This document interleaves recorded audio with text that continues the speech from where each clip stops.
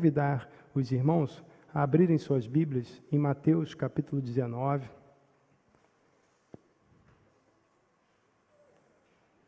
Mateus capítulo de número 19. Eu quero ler com os irmãos a partir do versículo 1. O pastor Robson até mencionou que eu poderia até pregar o outro sermão de novo, sobre honra a teu pai e tua mãe, que foi o que nós falamos. No entanto, vamos refletir sobre um outro texto que também vai na mesma linha. O pastor Jorge já leu esse texto no dia de hoje. Eu quero ler com os irmãos Mateus capítulo 19, a partir do versículo 1. Mateus capítulo 19, a partir do versículo 1, onde a palavra do Senhor fala-nos assim: E aconteceu que, concluindo Jesus esses discursos, saiu da Galiléia e dirigiu-se aos confins da Judéia, além do Jordão. E seguiram-no muitas gentes e curou-as ali. Então chegaram ao pé dele os fariseus, tentando-o e dizendo-lhe: É lícito ao homem repudiar sua mulher por qualquer motivo? Ele, porém, respondendo, disse-lhes: Não tendes lido que no princípio o Criador os fez macho e fêmea? E disse: Portanto deixará o homem pai e mãe, se unirá a sua mulher, e serão dois numa só carne? Assim, não são mais dois, mas uma só carne. Portanto, o que Deus ajuntou, não separe o homem. Disseram-lhe eles: Então por que mandou Moisés dar-lhe carta de divórcio e repudiá-la? Disse-lhes ele: Moisés, por causa da dureza do vosso coração, vos permitiu repudiar vossa mulher, mas ao princípio não foi assim. Irmãos, essa temática, volta para casa, ela nos faz refletir necessariamente sobre o sentido da palavra casa. E quando nós pensamos nas Escrituras, nós vemos que a palavra casa, ela se reveste de muitos sentidos, dependendo do texto que nós lemos. Por exemplo, nós conhecemos um texto, Ageu, capítulo 2, versículo 9, que diz que a glória da última casa seria maior do que a da primeira, Então nós vemos a casa ali com sentido de templo. Mas quando nós vamos, por exemplo, a Josué, capítulo 2, ali a partir do versículo 1, e os espias estão ali na casa da prostituta Raabe, nós vemos que casa, naquele contexto, tem o sentido de edificação, onde alguém reside. Mas, em Gênesis capítulo 7, versículo 1, nós vemos que Deus diz a Noé para que ele e a sua casa entrassem na arca. Ou seja, casa como uma referência à família. No entanto, o problema é que nem sempre nós atribuímos o sentido de família, ou mesmo algum dos sentidos que eu mencionei, à casa. Lembro-me, por exemplo, que num dado momento morei sozinho, e naquela ocasião, casa para mim era um lugar para onde eu não queria ir, eu não me importava de ir porque não tinha ninguém me esperando lá. Então eu ia com muita frequência para a casa dos amigos, Então eu achava que não fazia sentido eu voltar para casa, porque em casa só tinha roupa para lavar, só tinha casa para varrer, comida para fazer, e eu falei, poxa, casa é um lugar ruim. Depois fui morar com os amigos, e também casa não era um lugar legal, porque tinha divisão de tarefas, e uma tarefa que eu nunca gostei foi de lavar o banheiro, e sempre caía para mim lavar o banheiro. Então, eu não gostava de estar ali porque tinha muitas tarefas. Mas, retornando à casa, e não tinha saído de casa por rebeldia, mas porque meu pai, sendo militar, foi trabalhar num outro local, e eu, sendo militar, fiquei trabalhando num local diferente. Então, nós ficamos separados. Mas depois, voltando a residir com a família, tinha prazer em estar em casa.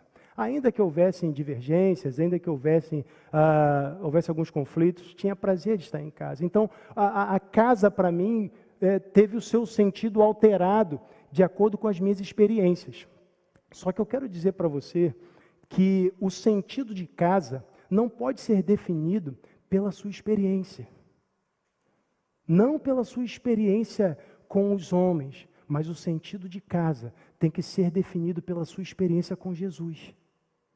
No texto em que narra o episódio lá em que o endemoniado gadareno, ele é liberto por Jesus, nós vemos Marcos capítulo 5, versículo 19, que Jesus dá uma ordem para ele. diz: vai para a tua casa, para os teus.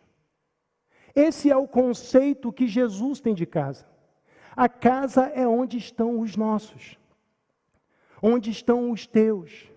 E nesse conceito de Jesus, nós incluímos não só a família nuclear, ou seja, os pais e os filhos, mas incluímos também a família mais extensa, que inclui também tios, avós. Mas além disso, irmãos, olhando para as Escrituras, quando vamos a 1 Timóteo, capítulo 3, versículo 15, nós vemos o termo casa sendo dirigido, sendo apontado e usado como uma referência à igreja, a casa de Deus.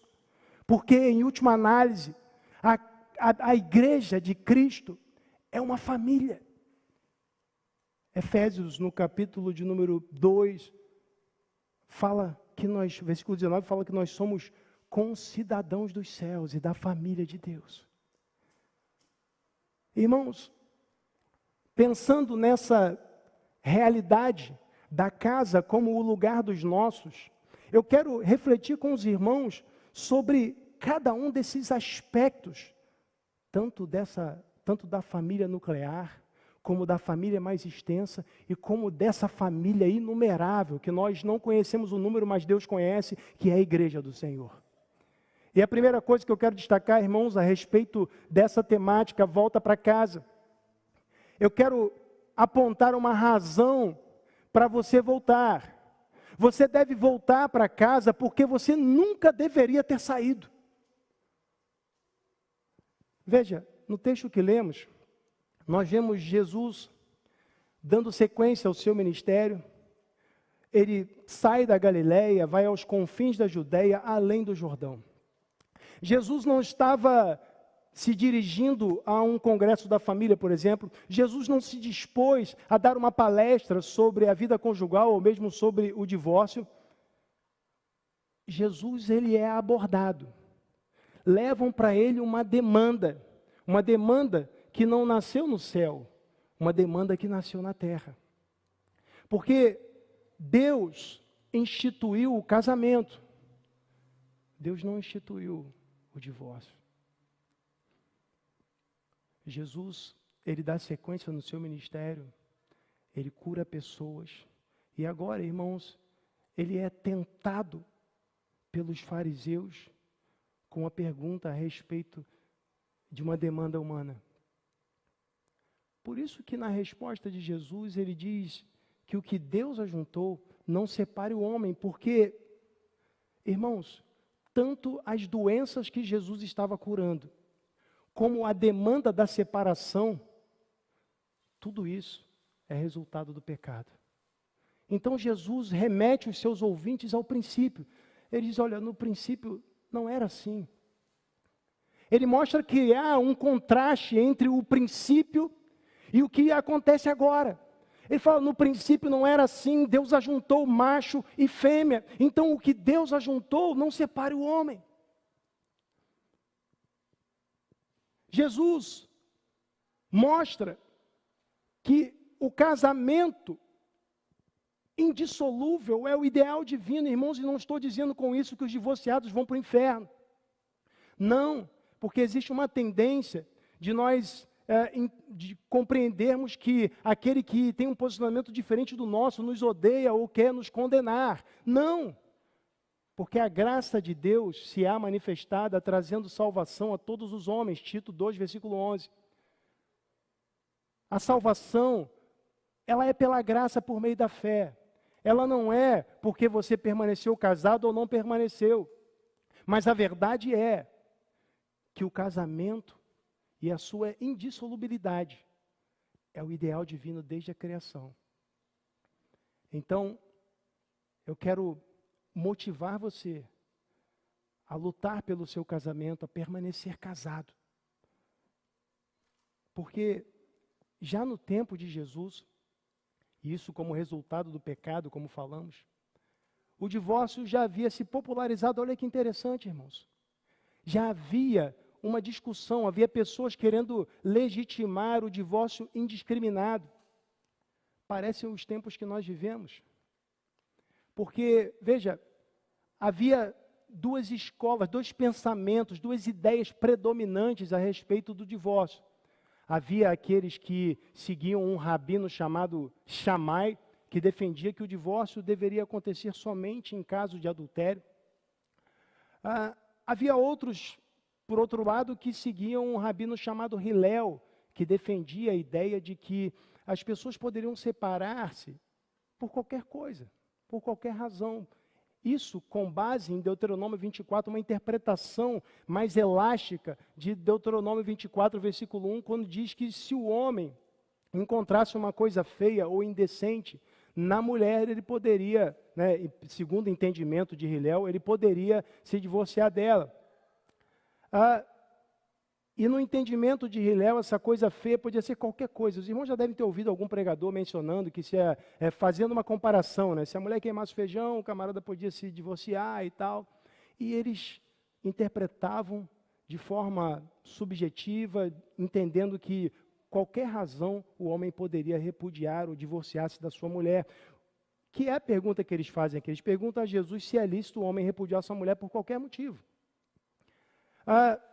Mas, irmãos, na atualidade, embora muitos pareçam e afirmem se alinhar com Shammai, ou seja, a ideia de que o casamento só pode ser dissolvido se acontecer adultério, na verdade, irmãos, nós vemos predominando a doutrina de Hillel. As pessoas querem se separar por qualquer motivo. As pessoas querem deixar o seu lar por qualquer razão. Irmãos, o divórcio se popularizou tanto que ele hoje em dia é tão popular quanto o casamento, quiçá até mais.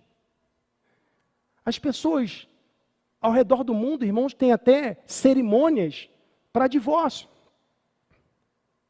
As pessoas, irmãos, estão provendo cada vez mais mecanismos para facilitar o divórcio. Tanto tem pessoas que não querem casar mais, mas elas fazem uma certidão de união estável, porque a união estável viabiliza um divórcio mais acelerado, uma dissolução do vínculo mais acelerada.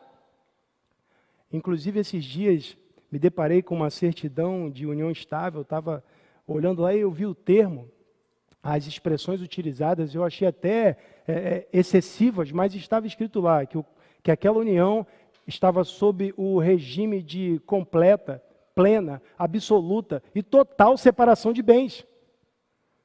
Então eu pensei, poxa, o que há em comum nessa união?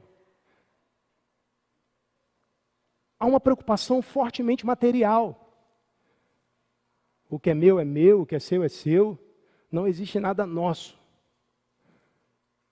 As pessoas estão se casando com o pensamento no divórcio. E alguns, a fim de justificar essa postura, dizem, olha, Deus quer que eu seja feliz. Isso é uma verdade, né? Alguns podem concordar com isso, dizendo, olha, Deus quer que eu seja feliz. Então, eu não sou feliz no meu casamento, então eu vou largar a minha mulher. Mas será que o propósito maior de Deus é a sua felicidade? Será que o propósito prioritário da criação, quando Deus te criou, Ele te criou porque, acima de todas as coisas, Ele queria que você fosse feliz? A gente precisa pensar nisso. Porque, irmãos, Deus nos criou para a sua glória. A Bíblia diz isso em Isaías 43, versículos 6 e 7. O pecado nos afastou desse propósito. Romanos 3, 23 diz que todos pecaram e separados estão da glória de Deus. Nós não conseguimos mais naturalmente glorificar a Deus. Nós falhamos nesse propósito. Então, quando Cristo nos resgata do lamaçal do pecado, nos dá um novo coração, nos regenera, então Ele nos habilita a buscarmos novamente esse propósito. E só assim nós podemos ser felizes. Porque a Bíblia associa a felicidade à obediência dos mandamentos do Senhor. Feliz o homem que teme ao Senhor e anda nos seus caminhos. Salmo 128, versículo 1. A felicidade, irmãos, ela está em nós nos alinharmos com o propósito para o qual Deus nos criou, qual seja a glória de Deus. E não em fazer a minha própria vontade. Ou seja, o propósito maior da criação é a glória de Deus, e quando nós nos alinhamos com esse propósito, nós então somos felizes. Então podemos dizer que Deus quer sim que nós sejamos felizes, mas do jeito certo. Fazer a sua própria vontade não é trilhar o caminho da felicidade. Porque se por um lado a vontade de Deus é boa, agradável e perfeita, a nossa vontade, enquanto homens pecadores, é ruim, desagradável e imperfeita. Precisamos fazer a vontade de Deus. Do contrário, estaremos na contramão da felicidade. Mas é importante nós refletirmos que o casamento não é apenas uma relação entre um homem e uma mulher. O texto, Jesus diz que Deus ajuntou. Mas Deus não ajuntou apenas o João com a Maria. Deus ajuntou macho e fêmea. Então, se a sua união é a união de um macho com uma fêmea, então Deus ajuntou. Às vezes nós criamos argumentos para justificar a separação. Olha, Deus não uniu o meu casamento. Eu não era crente, eu casei na macumba. Não é o meu caso, mas alguém pode ter casado na macumba e dizer, poxa, tá vendo? Não foi de Deus. Mas o que é de Deus aqui, irmãos? Macho e fêmea. Se é um macho e uma fêmea unido, então é de Deus. Foi Deus que ajuntou. E vou dizer outra coisa. Deus estava presente quando você firmou os laços matrimoniais. Malaquias 2, versículo 14, diz que Deus foi testemunha da aliança firmada. Ele estava lá. Ele viu o que você falou. Viu, ouviu, testemunhou. A Bíblia diz em Provérbios 2, 16, 17, que a mulher adúltera é aquela que desconsidera a aliança de Deus. O adultério, irmãos, ele fere frontalmente tudo isso que Jesus ensina. Mas o problema, irmãos, que Jesus está tratando aqui é o problema do pecado. Por isso ele fala da dureza do coração. É por causa do pecado, irmãos, que nós criamos argumentações. É por causa do pecado que alguns vão dizer assim, olha, pastor, mas repúdio significa uma coisa, divórcio significa outra, então eu posso divorciar, não posso repudiar, e vão criar argumentações para legitimar o ilegitimável. Você precisa voltar para casa, porque você nunca deveria ter saído de lá. Segunda coisa que quero destacar, irmãos, dentro dessa temática, é que você precisa voltar para casa, porque a casa é o lugar ao qual você pertence. Perceba que Jesus, ele quando se remete ao relato da criação, versículo 4, ele diz, não tendes lido que no princípio o Criador os fez macho e fêmea, e disse, portanto deixará o homem pai e mãe e se unirá à sua mulher, e serão dois numa só carne. Irmãos, família tem a ver com pertencimento. Há quem pense que o vínculo conjugal é estabelecido pela intimidade, pelo ato físico desse encontro íntimo. Mas, na verdade, perceba que a união como uma só carne, ela é posterior a deixar pai e mãe, com o propósito de se unir à sua mulher. Esse compromisso de deixar uma unidade familiar para formar uma nova unidade é anterior a essa união, essa conjunção carnal. De igual modo, a mulher já é considerada a mulher do homem simplesmente por causa dessa intenção, desse desejo de se unir, e não somente por causa da conjunção carnal. Logo, ainda que a conjunção carnal pare de acontecer, o casamento não acabou. Você continua pertencendo. Porque, como diz Paulo em 1 Coríntios capítulo 7, versículo 4, o corpo do homem não pertence ao homem, mas à mulher. O pertencimento aqui não é unilateral, não é só a mulher que pertence ao homem, mas o homem pertence à mulher também. E o corpo da mulher pertence ao homem. Um pertence ao outro. Então, imagine se um dos cônjuges está numa condição vegetativa ou foi acometido pela impotência. O casamento não acabou. Você não está livre para se unir a quem você quiser. Porque há um compromisso de pertencimento firmado diante do Senhor. Por isso Jesus diz para o gadareno, que agora já não era mais endemoniado, diz: volta para casa, para os teus. Porque um pertence ao outro, irmãos. A casa é o lugar onde estão aqueles aos quais nós pertencemos e que pertencem a nós. Por isso a Bíblia, irmãos, estabelece essa relação de pertencimento o tempo inteiro. Ela diz: honra teu pai e a tua mãe. E esse vínculo de pertencimento, irmãos, não vai cessar. Meu pai já morreu. Mas veja, eu falei, meu pai já morreu. Mas o vínculo não acaba. É meu pai.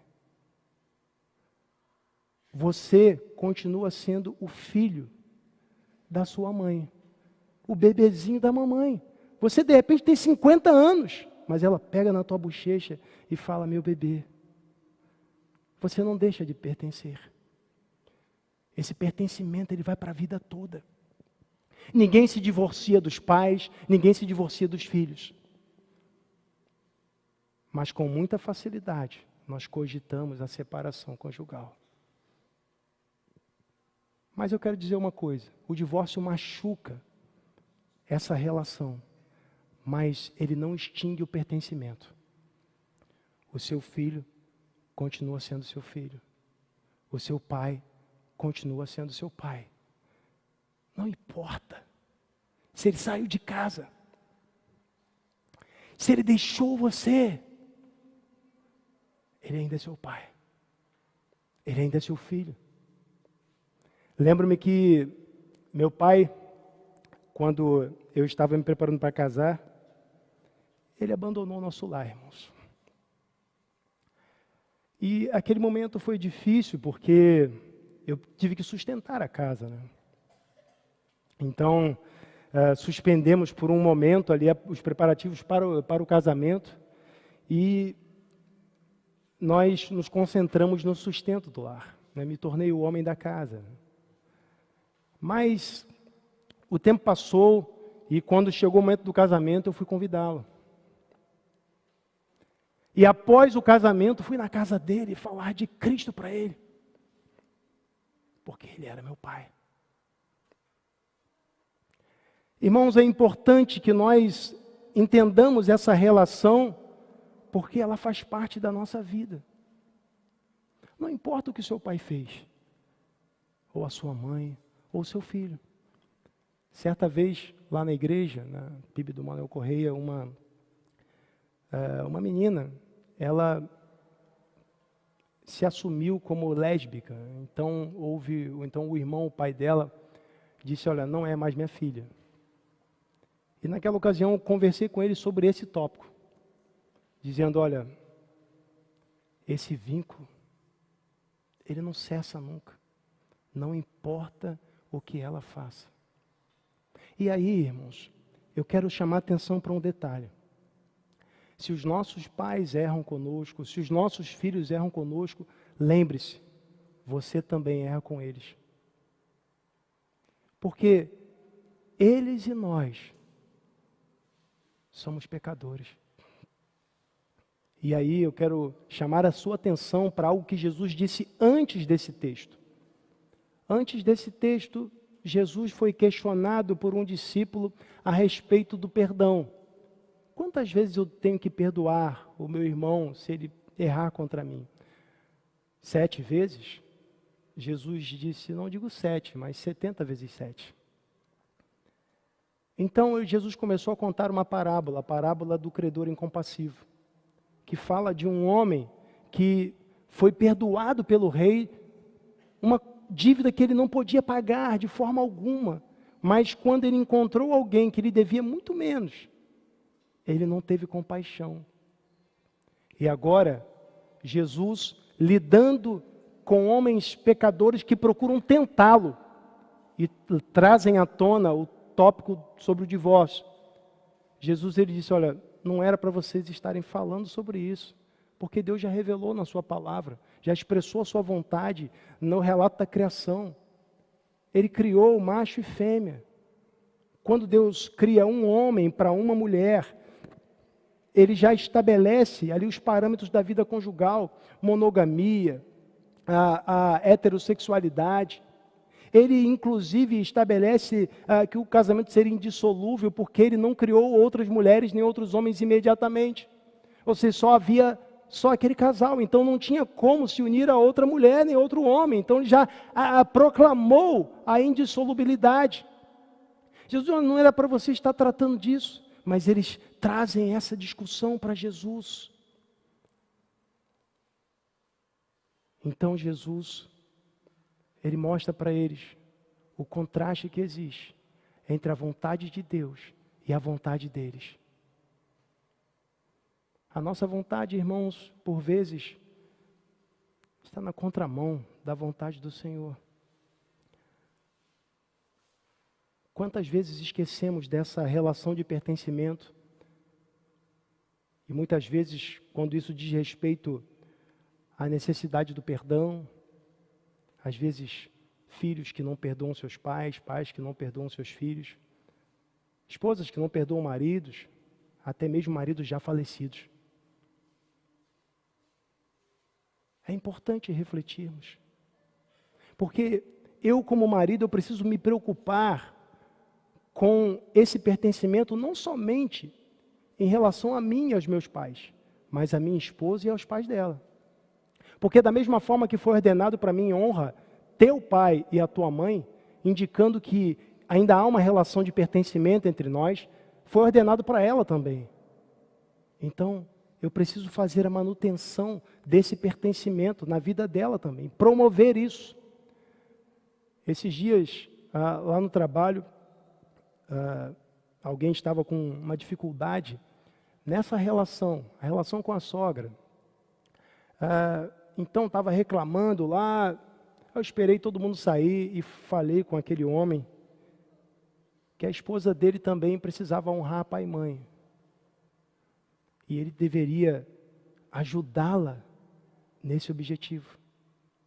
Porque no final das contas, nesse embate entre genro e sogra, ou nora e sogra, é o cônjuge que está no meio. E o sofrimento por não alcançar aquilo que Deus ordenou, aflige o coração. Então, não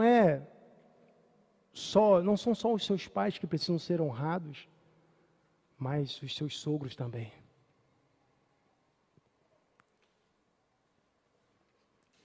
Mas esse pertencimento, irmãos, ele não se limita, como falamos, à família nuclear, à família mais extensa. Nós pertencemos à família de Deus. Essa família mais ampla, que também vive conflitos. Porque assim como no casamento, nós temos dois pecadores vivendo debaixo do mesmo teto, que decidiram se unir, são dois pecadores.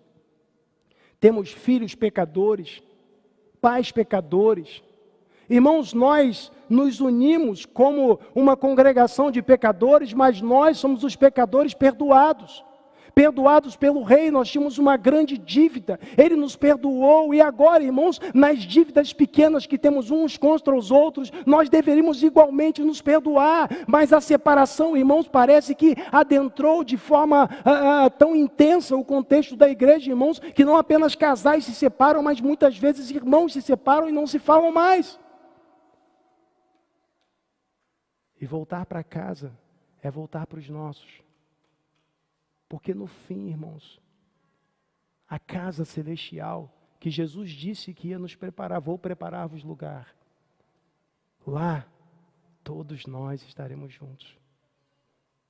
nossas desavenças não fazem sentido, porque nós pertencemos uns aos outros.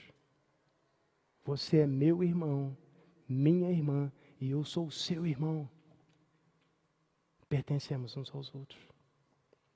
Terceira coisa que quero destacar, irmãos, com base nessa temática, volta para casa, é que você deve voltar para casa porque Jesus deixou a sua casa para que você tivesse uma para ir. Irmãos, no texto, nós vemos, como falamos, claramente um contraste. Jesus diz que no princípio não foi assim. Ele é questionado porque Moisés mandou, os fariseus dizem, Moisés mandou dar carta de divórcio. Jesus diz, não, Moisés não mandou, Moisés permitiu. Permitiu por causa da dureza do vosso coração. Jesus diz que o problema é o pecado. Por que um homem abandona o seu lar, a sua mulher e seus filhos? Por causa do pecado. Porque alguém envereda pelo caminho do adultério e assim seu casamento finda por causa do pecado. Porque um filho, ele abandona os seus pais e não quer mais falar com eles por causa do pecado. Mas o interessante, irmãos, que isso não é novidade. Desde o princípio, a história bíblica ela começa com uma família que deixa sua casa por causa do pecado. Havia um casal que morava na melhor das residências. Talvez você sonhe com uma casa num condomínio ou em qualquer outro lugar, mas Adão e Eva moravam melhor do que você pode imaginar. Mas, em um dado momento, eles foram seduzidos pela proposta de Satanás. Então decidiram desobedecer a Deus. Então eles deixaram a sua casa por causa da sua vontade, por causa do pecado. Mas, irmãos, desde então, nós vemos Deus agindo na história, para que não só Adão e Eva, mas todas as famílias da terra possam ter uma casa para ir. Possam ter um lugar para estar eternamente. Então, Deus, no decorrer da história, Ele veio realizando a sua obra, mas mesmo assim, por causa do pecado, danos e mais danos foram atingindo a família. Logo no início, irmãos, um irmão matou o outro. O primeiro dano à família após a queda foi assassinato. Algo que até hoje nos chocaria, mas aconteceu já no início. E depois, irmãos, cada aspecto daquilo que Jesus já falou aqui, citando o Gênesis, foi corrompido. Um homem com muitas mulheres, nós vemos em Gênesis capítulo 4, um homem com 2 mulheres. Então, homens com 1000 mulheres apareceram no decorrer da história. Vemos a prática da homossexualidade. Vemos as pessoas tratando o casamento como um contrato, esquecendo que na verdade é uma aliança firmada diante de Deus. Cada aspecto foi sendo corrompido. Então, o problema que começou com uma família afligiu muitas famílias e ainda hoje aflige. Mas isso me faz lembrar, irmãos, da história de Jonas. Porque é muito interessante que Jonas, a Bíblia não fala sobre a esposa de Jonas, mas começa lá no livro de Jonas falando no capítulo 1, versículo 1, Jonas, filho de Amitai. Ou seja, Jonas era alguém que tinha uma família e tinha um pai. Um pai que, por certo, apresentou a fé para ele. Porque lá em 2 Reis 14, versículo 25, fala que Jonas era o local onde Jonas residia, Gat-Hefer, pertencia à tribo de Zebulon. Ele era do povo de Israel. Então, ele tinha uma história na fé. Mas em um dado momento, quando a vontade de Deus contrariou a sua vontade, interessante que Jonas interpretou a vontade de Deus corretamente. No capítulo 4 do livro de Jonas, ele disse, eu sabia que o Senhor ia ter misericórdia, por isso que eu fugi. Ele interpretou certinho, e por interpretar corretamente a palavra de Deus, ele foi na contramão. Mas, o interessante, irmãos, que ao longo de todo o livro, Deus, ele vai ao encontro do profeta, buscando, tentando resgatá-lo, colocando ele diante de circunstâncias onde pessoas, que na visão dele eram piores do que ele, pessoas se rendem ao Senhor. Deus foi buscar o profeta, assim como Jesus veio buscar a humanidade. Mas, irmãos, o exemplo máximo que nós vemos em Cristo, é que Cristo, ele deixou a sua casa, assumiu a forma de servo, ele sofreu por mim e por você, para nos resgatar do lamaçal do pecado. Ele não deixou a sua casa para fazer a sua própria vontade, mas para fazer a vontade do Pai. Irmãos, e Cristo deu um exemplo glorioso para nós, porque ele voltou para casa. Cristo, ele veio ao mundo, foi tentado, tentaram, né? Tentar Jesus, foi exposto a coisas que ele não precisava, mas ele voltou para casa, e ele nos aguarda, e ele disse que vai voltar, e o que Jesus disse, ele cumpre. Mas é importante nós refletirmos sobre essa realidade, irmãos, para que nós entendamos a gravidade do pecado, por causa da dureza do coração. Irmãos, um coração endurecido é um coração resistente, porque a dureza é metáfora para a resistência. Um exemplo de resistência à palavra, à vontade de Deus, é Faraó, no livro do Êxodo. Às vezes, irmãos, nós esquecemos da gravidade do pecado. Eu gosto de uma reflexão que o pastor Paul Washer fez a respeito do pecado. Ele disse o seguinte, que Deus disse, haja luz, e houve luz. Deus disse para que as águas se separassem da terra seca, e isso aconteceu.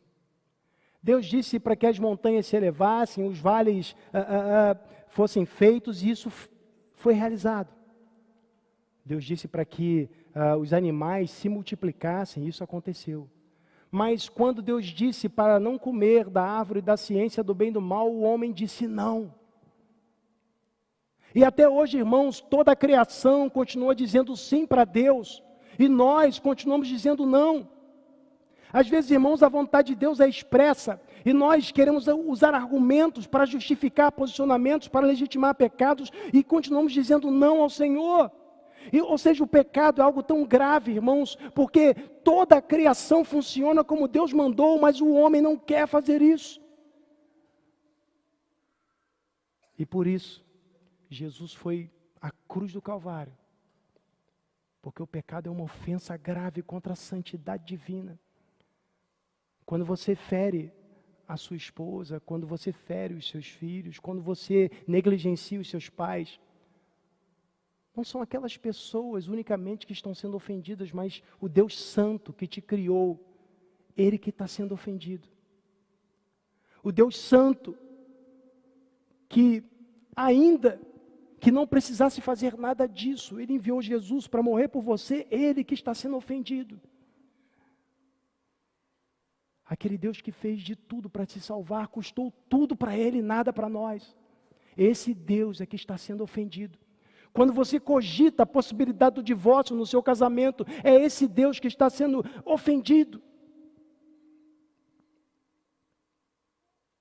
Porque a vontade de Deus é que nós cumpramos a sua palavra. Mas nós dizemos não e não. Por isso é hora de nós voltarmos para casa. Em última análise, a nossa casa é o próprio Senhor. Deuteronômio 33 diz que Deus é a nossa habitação. Ele é o nosso lar, onde nós encontramos segurança, não importa onde nós estejamos. Pode nem haver teto, mas se estamos com o Senhor, estamos bem. Podemos estar, irmãos, sendo martirizados como os santos homens de Deus no decorrer da história. Se estamos com o Senhor, estamos bem. Por isso a Bíblia diz hoje, se ouvirdes a voz do Espírito Santo, não endureçais o vosso coração. Porque é a dureza do coração que produz todas essas coisas. Volta para casa, porque você nunca deveria ter saído. Volta para casa porque é o lugar ao qual você pertence. Volta para casa porque Jesus deixou sua casa para que você tivesse uma. Da mesma forma que Deus foi buscar o profeta rebelde. Às vezes Deus, Ele vai ao nosso encontro para nos resgatar de nossos maus caminhos. Nos trazer de volta para o centro da sua vontade. E acredito que essa é uma dessas oportunidades de reflexão sobre a nossa relação com o Deus eterno que enviou Cristo para nos salvar. Vamos orar. Senhor, nós te damos graças, te exaltamos, ó Deus, porque o Senhor nos dirige, Pai. O Senhor fala aos nossos corações. Sabemos que sem o Senhor nada podemos fazer. E por essa razão, Pai, reconhecemos a nossa dependência da Tua graça e da Tua misericórdia. Ó Deus, que cada um dos pontos aqui ressaltados, ó Pai, ó Deus, continuem a ser objeto de nossa reflexão, Pai, entendendo, ó Deus, que carecemos, precisamos, ó Deus, da Tua direção, Pai, não só agora, mas em todo o tempo, porque na verdade, nós pertencemos a Ti, pertencemos uns aos outros e reconhecemos, ó Deus, que todos os dias, ó Deus, nós precisamos fazer a manutenção dessa relação. Ajuda-nos, Pai, para que possamos alcançar esse propósito e, acima de tudo, o propósito de glorificar o Senhor. Ó Deus, é o que eu te peço e desde já te agradeço em nome de Jesus. Amém. Devolver a palavra ao pastor.